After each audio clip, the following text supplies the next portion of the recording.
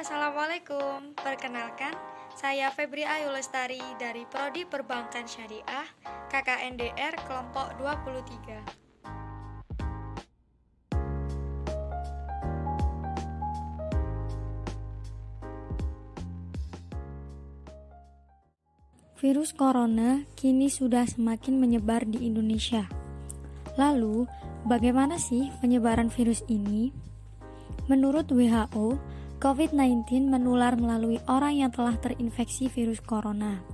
Penyakit ini dengan mudah menyebar melalui tetesan kecil air dari hidung atau mulut saat batuk dan bersin.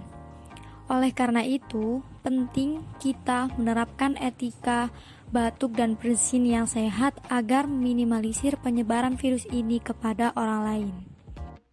Berikut cara batuk dan bersin yang sehat. Yang pertama, hindari batuk di depan orang lain.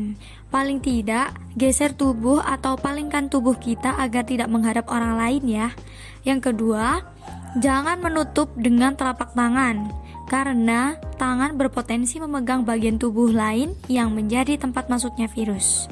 Yang ketiga, tutuplah dengan tisu saat bersin dan batuk, agar droplet yang dilontarkan bisa diminimalisir penyebarannya.